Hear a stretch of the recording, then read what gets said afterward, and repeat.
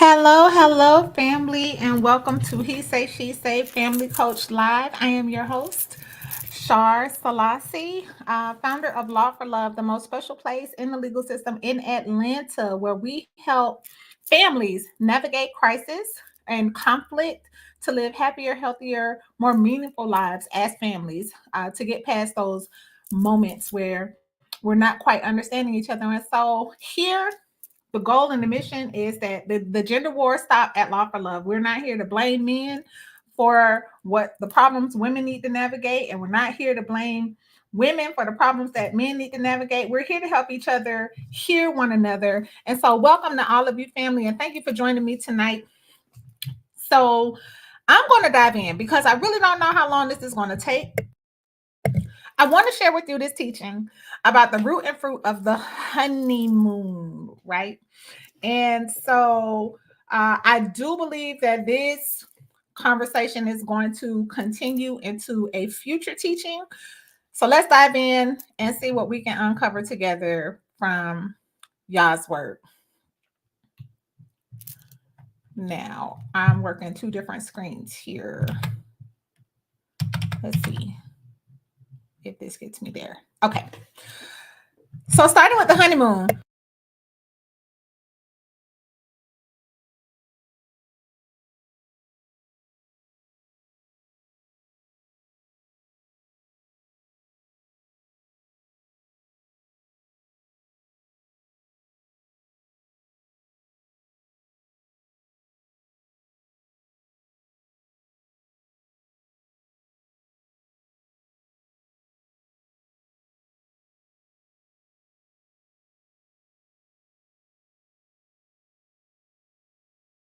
All right, that's why I stopped. Thank you so much.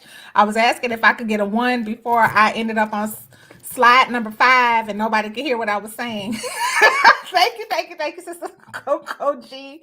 I have 2 mutes because I'm very careful not to have a hot mic in these spaces that I work in. So I have a physical mute button and I have the mute button that you see on the screen. But if you can hear me now and you can give me a 1, we can dive into this teaching.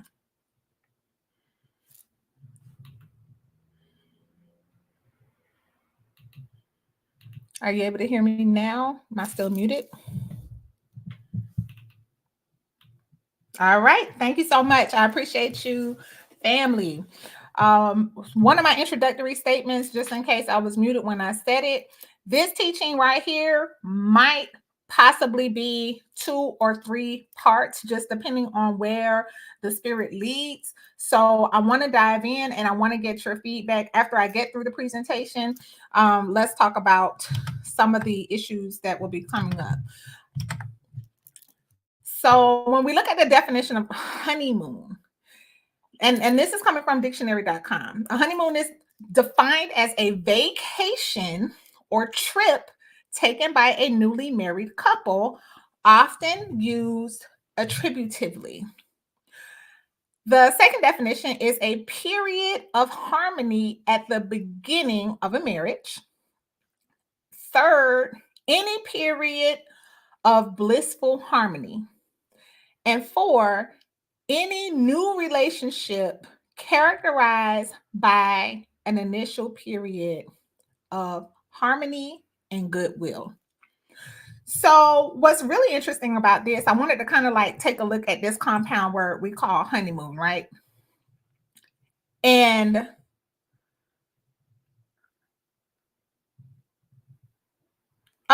before we do that, I wanted to go back to what we've mentioned before when we talked about marriage and romance and the indoctrination into romantic love that those of us who have grown up with TVs in the home, with movies and all of these illustrations of what we were told love should be.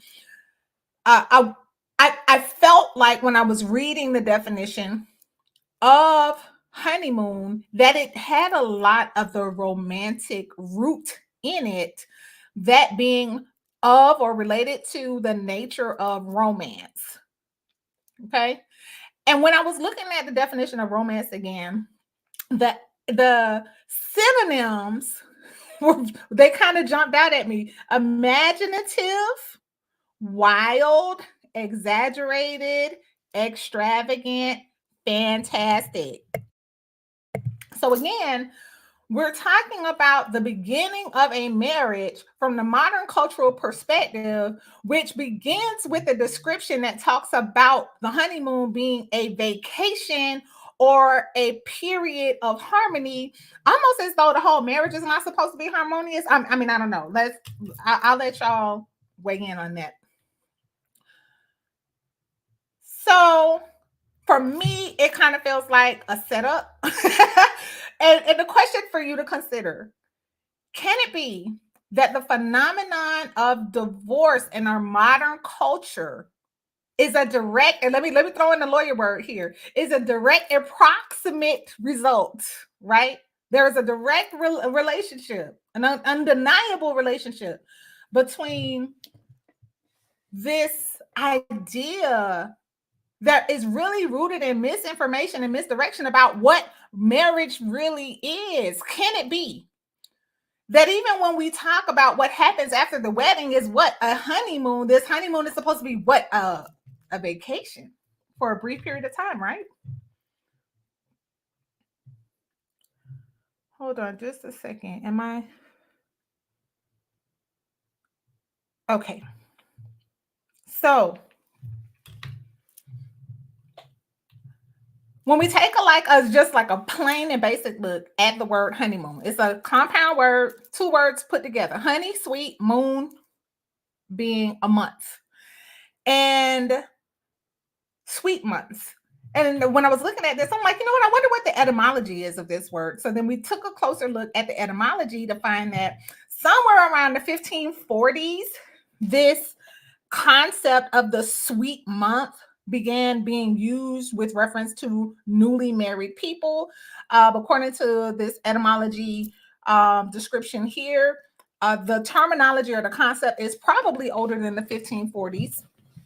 And also, um,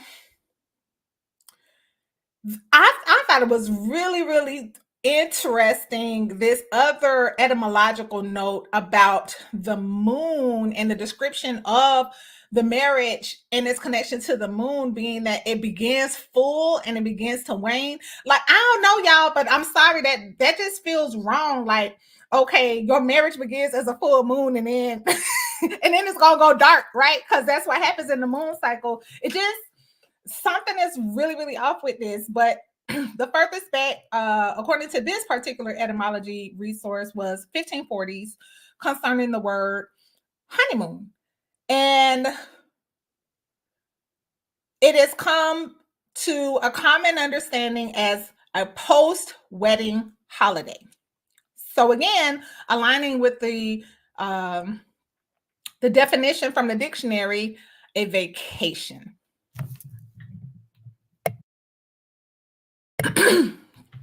But does the Bible recognize a honeymoon? And see, this is where I believe, discovering the ancient paths, those laws that were created in the earth and in all of creation, those things are the things that point us to truth and meaning and purpose and how we're supposed to navigate life. And so we find this clue here in the newlywed law stated in Deuteronomy 24:5, which says that a man, when he has taken a new wife, he shall not go to war and he shall not be charged with any business.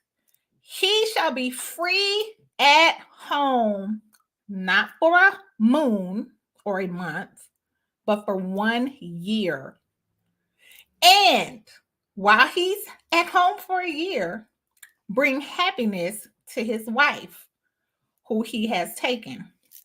Now, I'm going to take a break from the presentation right here because I just want to kind of see if anybody has any comment at this point about the feasibility or the practicality of a 1 year season where this command was placed on the husband.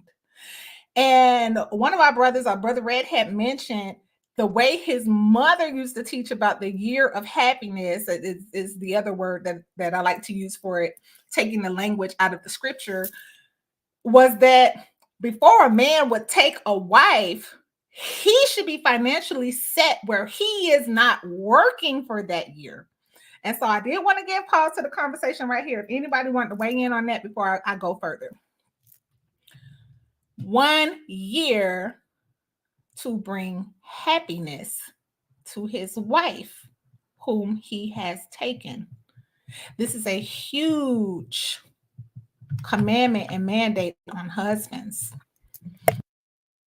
that comes straight out of the Hebrew text, out of the law.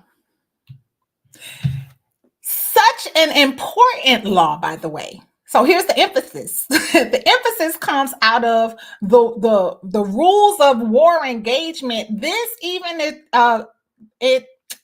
even permitted an unconditional excusal for a man not to go to war, even if he had not married or consummated his wedding yet. And that law is found in Deuteronomy 27. So these two references place a very high expectation and responsibility on husbands, and it's so important that even a newlywed husband is excused from war. So why would that be?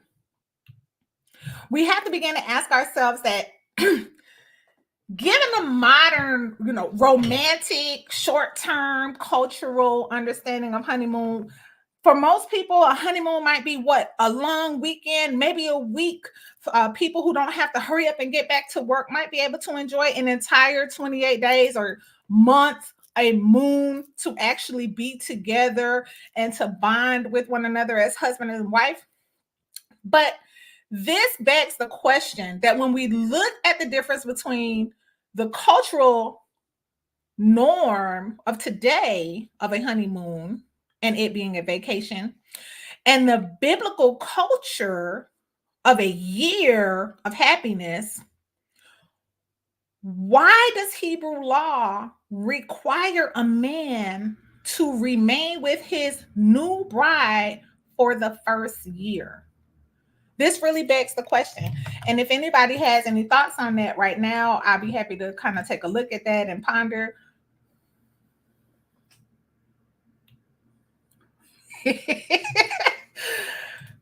This is a hilarious comment. So this is the law, y'all, right? The year of happiness. Let's go ahead and dive in. Let's see what the scripture has to say.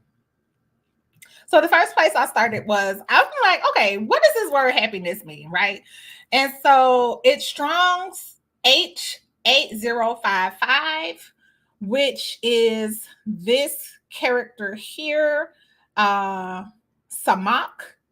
And most of the places where you see it used throughout the scripture, it's talking about rejoicing, some type of rejoicing. And when I consider its usage in this particular law, the last one that's highlighted here in blue really stood out: to cause to rejoice, to gladden, to make glad. And this is the way that samak is used in the year of happiness newlywed law. So let's talk about legal precedents, right?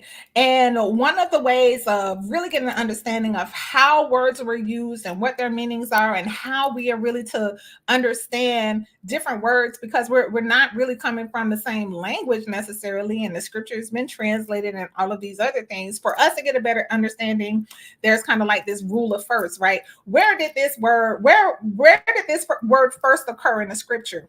So what I did to grab a sample was the first three places that samak shows up in the scripture. Exodus 4:14, and it's talking about Moses encountering his brother, and when Aaron would see Moses, Aaron would be glad in his heart. So there was this response to Moses, which was gladness that was coming from his brother. And then in the second occurrence of samak in the scripture is Leviticus 23:40. You shall rejoice before Yah, your Elohim, or your king, is if I may substitute the word God for king.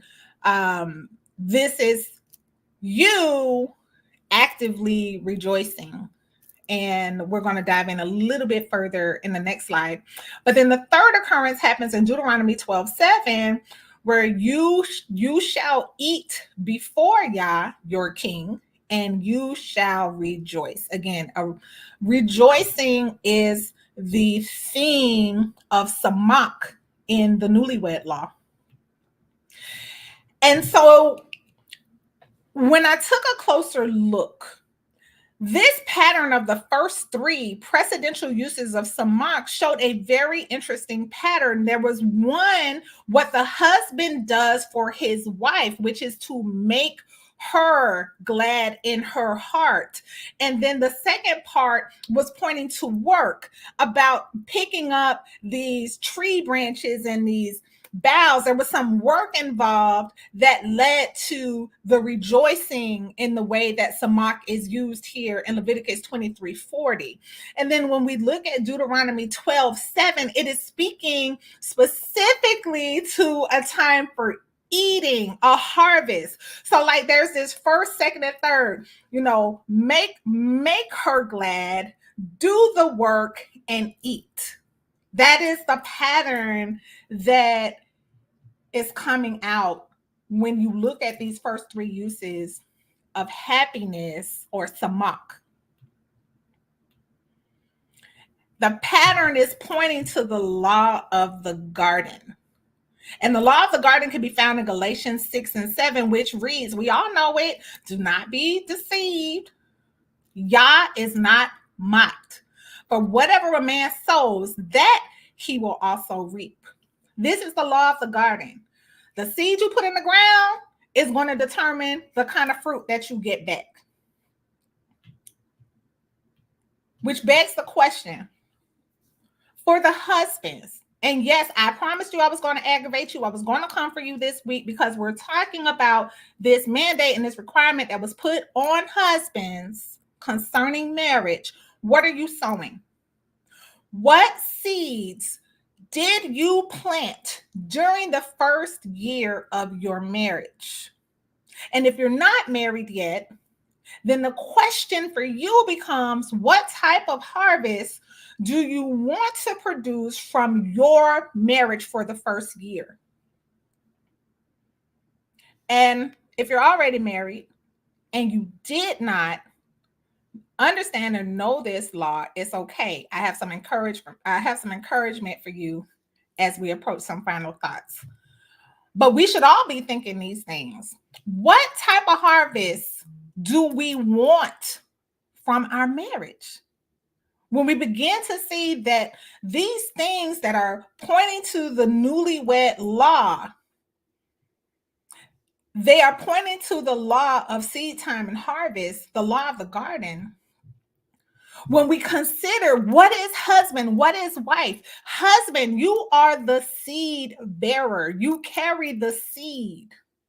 And the wife who has the womb, she is the earth that receives the seed and does what? She incubates that seed. That seed grows in her. She nourishes and nurtures that seed to deliver that seed when it has come into fruition. That seed is your fruit. That fruit does not fall far from the tree. Hello. We talk about these things in terms of seed time and harvest all the time, but are we thinking about it in terms of creation, the way that the earth was made? You were made to plant your seed in the earth because the earth was made to bring forth the fruit of the seed that you plant. And that's why together your marriage is the embodiment of the law of the garden. Whatever you, husband, are sowing into the womb of your wife, she will multiply it back to you. You're going to give her a small seed, and she's going to give you a whole baby. And it's not just a physical child. It's a lot of other stuff. And this is why looking at the intention of the law and uncovering the mysteries or the wisdom of the law really helps to set us up for success as a community and as a people, because the newlywed prohibitions were telling us, when a man is taking a new wife, he shall not go out to war. He shall not be charged with any business. He shall be free at home 1 year and bring happiness to his wife. I'm excusing you from war because your house is your business. There is seed for you to sow here so that your marriage can multiply fruit in the earth that reflect the purposes of Yah, the heart of the creator. His reason for bringing you together is not just this romantic, make you feel good, make me feel good. No, those are not the purposes. This is why people are throwing in the towel when they feel like my needs are not being met in my marriage, because this house is your business. And we find the rationale for the newlywed law in Deuteronomy 20, verses 6-7, which read, also, what man is there? Now, this is just to give you some context. When you read the 20th chapter of Deuteronomy, one of my favorite chapters, this is basically like the lineup before the battle, where the priests go and speak to all of the army, and then the officers go and speak to all of the army. And the priests were instructed to do a check amongst the ranks. If any of you have planted a vineyard and have not eaten from your own vineyard, let him go home and return to his house. Why? Lest he die in battle and another man eat of it. It goes on to say, and what man is there who is betrothed to a woman and has not married her? You haven't spent this time with your wife, that first year of happiness. You haven't been working on the business of your house with your wife yet. Let him go home,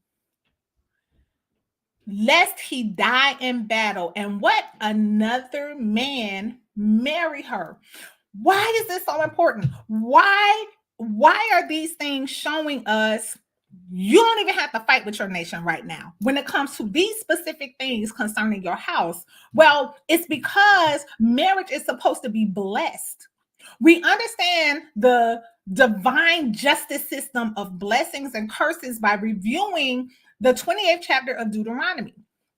It is a blessing for a man to enjoy his own wife and the fruit of his labor. And it is a curse for another man to have your wife and to enjoy the fruit of your labor. So in Deuteronomy 28:30, I'm just highlighting it here, the pattern. It's cursed for you not to enjoy your wife. It is a curse for you to build a house and you not live in it.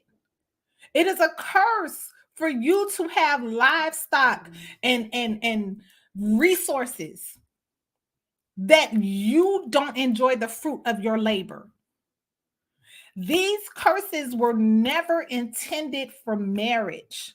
And that is why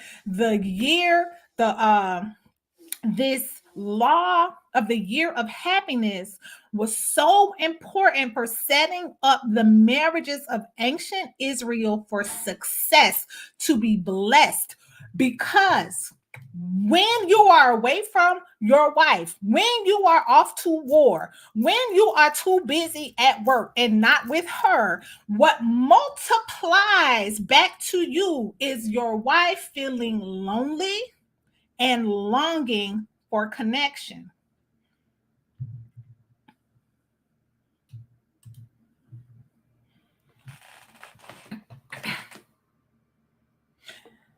The year of happiness is more about just y'all laid up all year. How do we know that? We know that because sex is prohibited under the ancient law when a woman is on her cycle. And even if we say she got pregnant the first month of the marriage, there's still prohibition from sexual activity during her period of uncleanness during her marriage. So, what did ancient newlyweds do together during that first year? They were not just laid up the whole year. That's romantic, modern romance that leads to divorce. It's more than this 1 month of the vacation at the Sandals Resort in Jamaica, or the trip to Paris, or the cruise to the Bahamas, or wherever your romantic destination is. It's more than just being laid up. What did they do? Here is where I just want to offer some perspective. I'm not saying that this is the whole of the answer. Again, I believe that this is going to be a conversation that needs to continue unfolding. But this is a really, really big issue, and I'm sharing it and I'm bringing it to your awareness, men, husbands, because this issue is extremely prevalent in divorce cases. Let me play this video. Let me see how to get this going.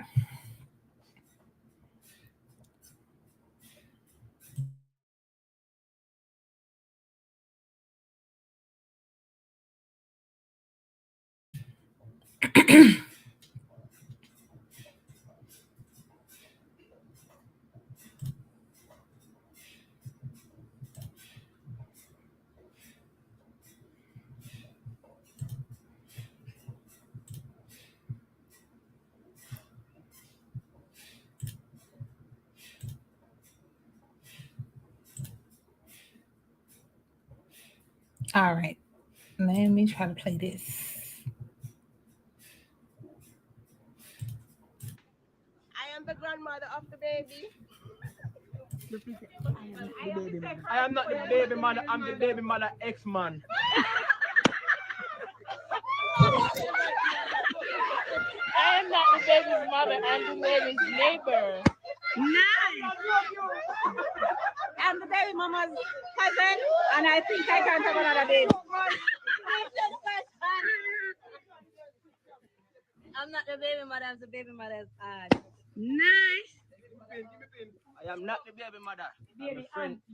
I'm a friend of the baby mother from school. I am not the baby mother, I'm the baby father's teacher.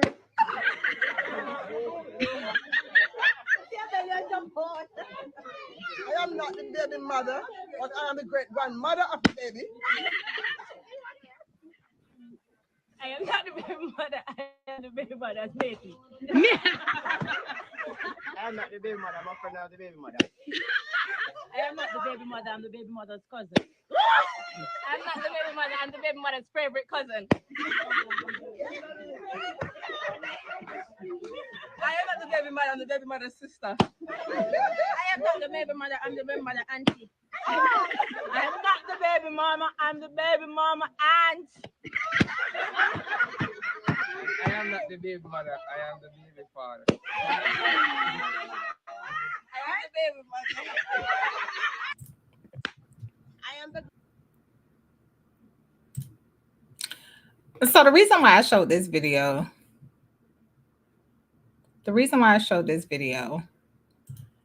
is to demonstrate one of the biggest things that is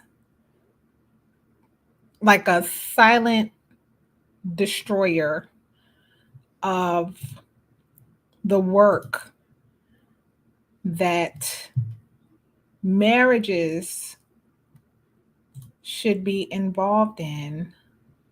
Hold on, I'm trying to get the screen up. During the first year.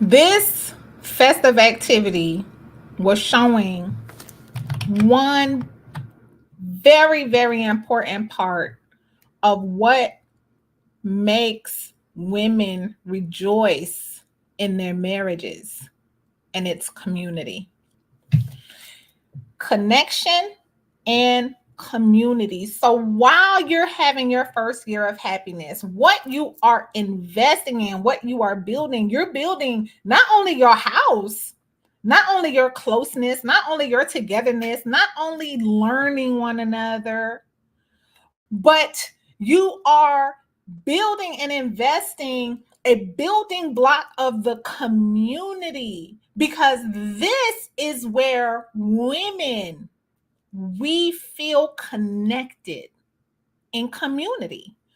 And for many people, and for many of our generations, that community was found in the church or the temple or the synagogue or the masjid, or wherever your faith tradition may have led you. But now, where people are attending services online more, you kind of jumping in, getting your word on a YouTube or some other kind of live stream. Community has become less and less and less a part of the modern marriage and is leaving people more and more isolated. People are in mega churches and more alone than ever before. This is extremely important because the marriage is a building block of the Hebrew economy. We're talking about Hebrew economics here. The ancient Hebrews understood that marriages were a powerful link to their tribe and the prosperity of the nation. The first year then represents the planting of a vineyard.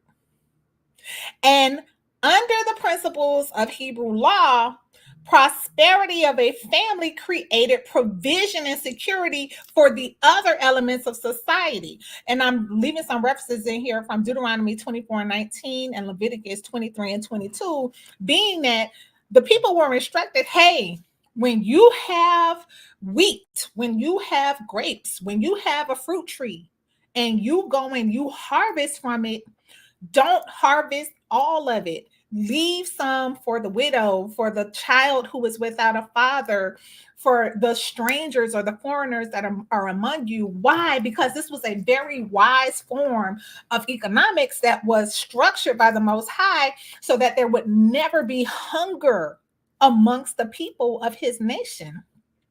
And the marriage is the same thing from the standpoint of the spiritual and the emotional and economic strength of the nation.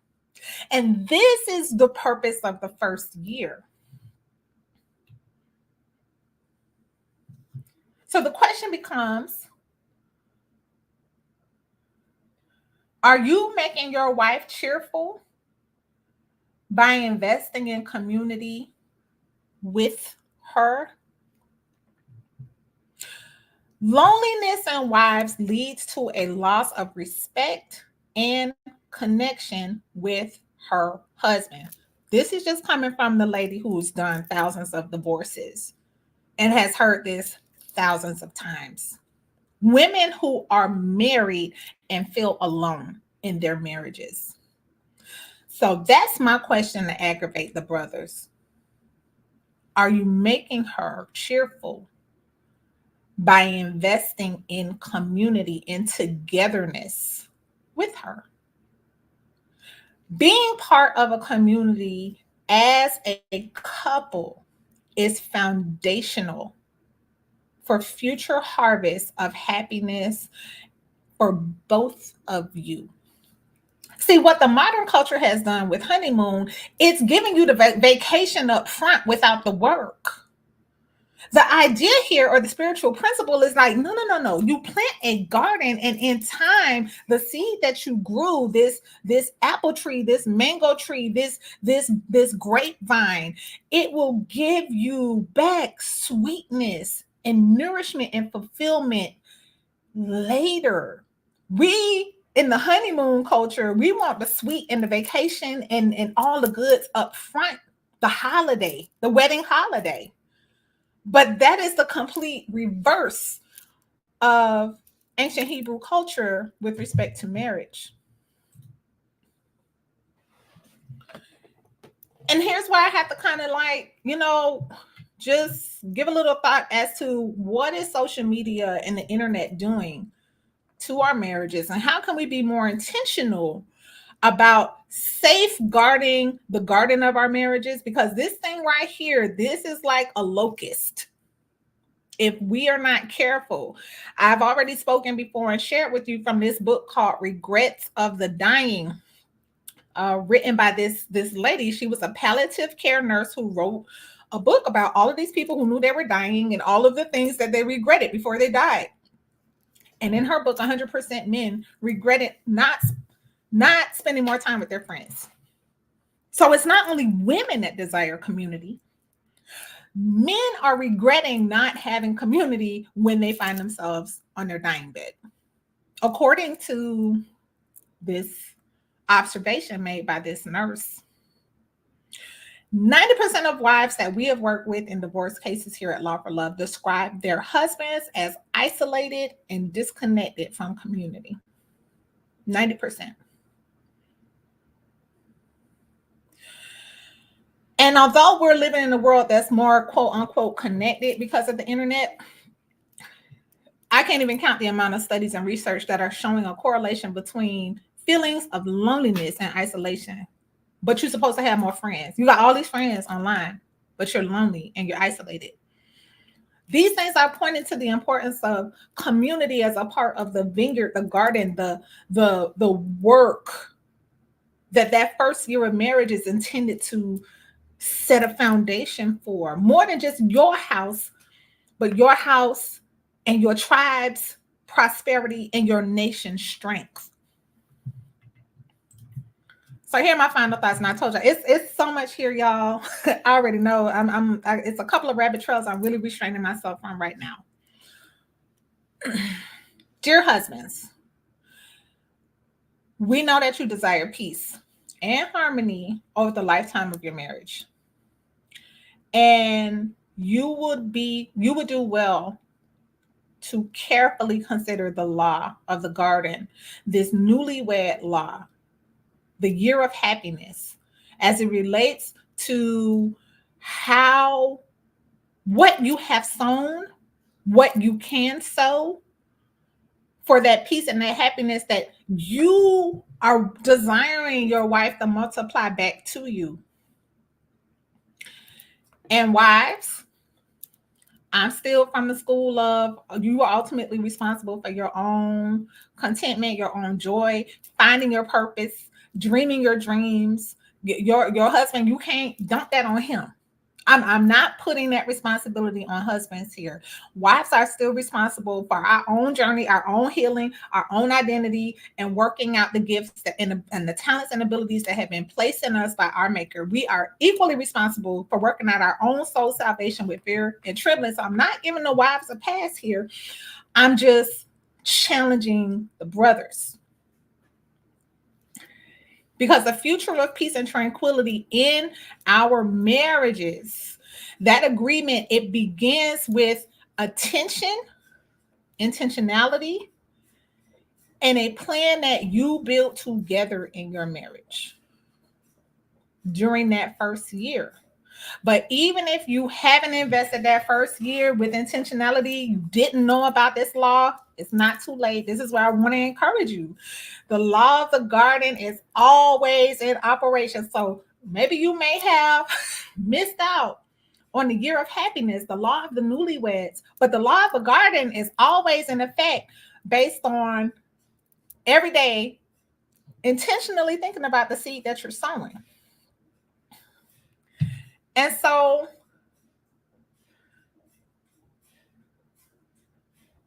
for marriages who want to build a spiritual, emotional, physical, and financial garden with the intentionality that was structured by the Hebrew custom that was encoded in the law and the culture of the ancient Hebrews, this begins with breaking up the fallow ground that has already resulted from neglect, because sometimes we don't know any better, complacency, because sometimes we're just so tired and beat up from the world.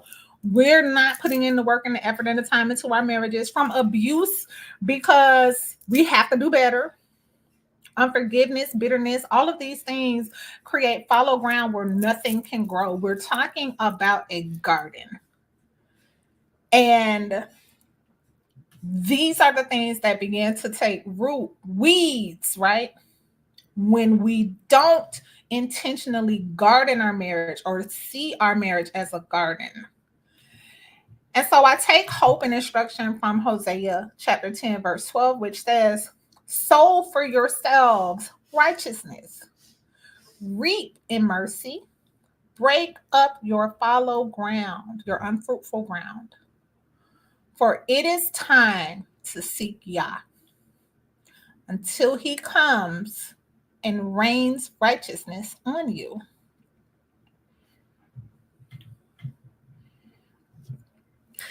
And if you are yet to marry, congratulations. You now have the cheat codes for how to build the harvest of sweet, juicy, and abundant fruit in your marriage. You now understand that this thing is not, marriage can't be put in a crock pot where you set it and forget it. It is a garden that you have to go out and you have to work that thing. You have to plant the right seed and you have to take care of it. You have to make sure it's watered. You have to make sure you're guarding it from the pests and all the other kind of stuff. Again, like I said, this is going to be a whole, it's more than just tonight's conversation. But marriage is a garden. And for our folk who have not been married yet, this is a great head start for you to really take advantage of knowledge that a lot of us didn't know coming into our marriages. And here's the practical takeaways from Hosea 10 and 12. The first step is to decide that the Most High's purpose and vision for your marriage will bring more meaning and fulfillment for you, your house, your community, and your nation, our nation. And accept the mercy that's available to you for not knowing or for getting it wrong. We've all sinned and we've all fallen short of the glory of Yah. We've all made mistakes and there's no need of beating ourselves up. And that's why it's so encouraging to see that there's two laws in operation here. Because the law of the garden, that works today. And that leads to the third step, which is work. Work in the garden bed of your marriage with intentionality, not neglecting it. And the first area where we start, according to Hosea chapter 10, verse 12, is to break up the fallow ground of our own heart, those places where we have become bitter, where we have become unforgiving, where we have become hardened, cold, distant. You break that up with mercy and forgiveness so that you can begin to become good soil in your own self and for your marriage, where you can get a garden going and you could get some beautiful flowers and fruit, whatever it is that y'all heart desires out of this garden of your marriage. And remember, it's time to pursue the King's purposes for our lives. A lot of us have been pursuing romance and the feel good. And I'm look, I'm telling you right now, from my seat in divorce situations, it's a complete setup, a fail. It's a nightmare. And when we keep in remembrance that the King created us, he created the institution of marriage, and he had a reason for doing it. It was bigger than what I want. It's bigger than what you want. It's about our nation and strengthening our nation so that as a nation we prosper and that peace is in our homes and among our people. And it does begin in the garden of our marriages. And so, like I said, this conversation will continue because, as I'm looking at the garden, I'm looking at this year of happiness. I must say right here that there is also the seed of our words. And this is where, ladies, I would love to talk with all of us, men and women, but ladies, because we're a little strong in the word department, how our words are seed and how our minds incubate that seed and also produce a harvest in our marriage. So that'll be coming soon. I appreciate y'all. I'm going to go ahead and tune into whatever screen we're on here. Where am I? There we go.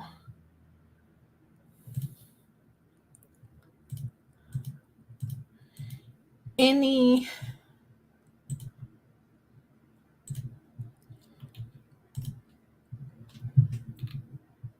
what do we have here? Y'all know it takes me a while to see these things.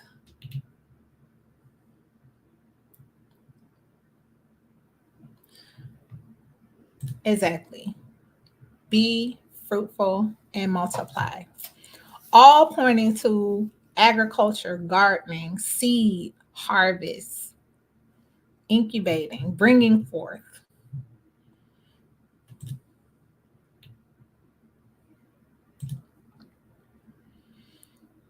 If you are age 20 or over, as female, pregnancy, reproduction, the oldest the female, like 50 onward, is for companionship. Thirdly, in case the husband dies in war. Am I missing a piece of this? I'm not completely sure I'm understanding your meaning, Auntie.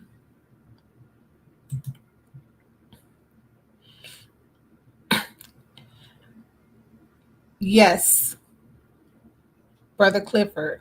Yah values the family. Capitalism curses the family. Why? Because it's keeping us away from each other. We're dropping off our kids for someone else to raise them. Everyone's going and chasing a dollar to keep bills paid. And it's all backwards. And then everything, again, with this divorce trend that's happening, everything that you've accumulated being separated from one another, his job, her job, or if she's at home, she's with the kids while he's busy making enough money and she's alone. And then whatever you built up in this marriage, you end up having to split it down the middle to go your separate ways if it didn't work out. I hate this. I hate what the economy does to our entire paradigm of marriage. Because we're having to work out of necessity. We're having to be apart from one another out of necessity. We're not in a position to be together for a year of happiness out of necessity. We're not having a lot of children because how do you afford them in this capitalistic society? So I agree with this comment 100%.